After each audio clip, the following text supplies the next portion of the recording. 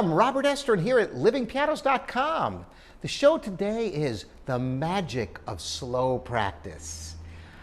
Slow practice. What is this all about? Well, there's several different components of slow practice that can be incredibly helpful for you. I want to start with the premise that slow practice is an essential part of your daily practice.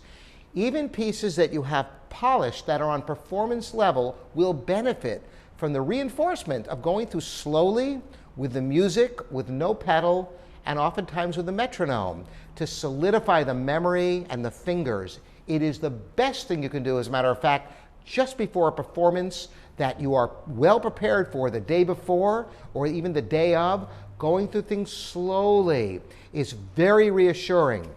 But I want to talk about another type of slow practice, which you may not have heard people talk about before. And it's something that I find to be incredibly important. And I talked to my wife about it, and she's a really fine flautist, and she has the same exact perception about this. Here's how it works. You sit down to practice, and let's say you have a whole piece to work out.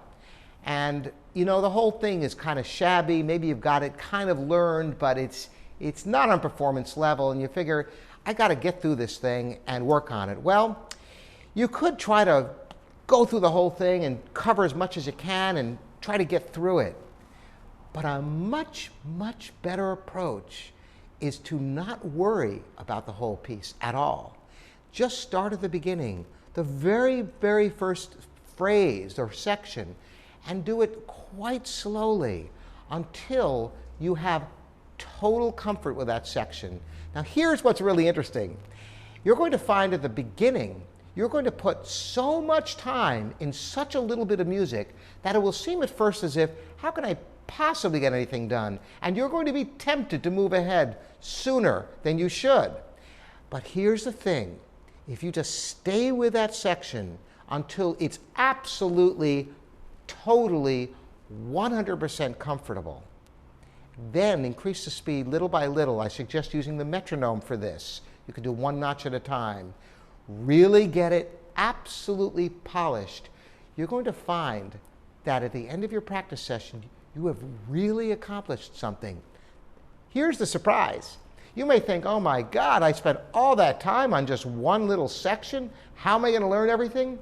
Here's the great news for you. You're going to go through the piece and you're going to find that most sections are not going to require that kind of intensive practice. That's right.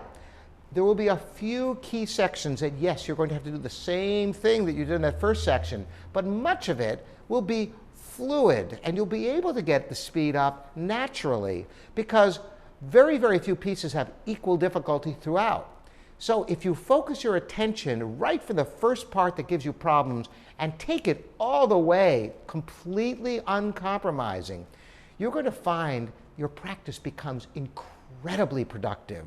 It's an amazing technique. I want you to try that. And remember the value of slow practice. It always helps. Even when you don't go through all the steps and all the metronome speeds between, which is important, just the slow practice, even if you do nothing else, and then play it up to speed, you'll be astounded at what the benefit is just from that. Add slow practice to your regimen or increase the amount of slow practice you do, and I guarantee you'll see results in a very, very short amount of time. Thanks for joining me, Robert Estrin, here at livingpianos.com, and I'll see you next time for another show.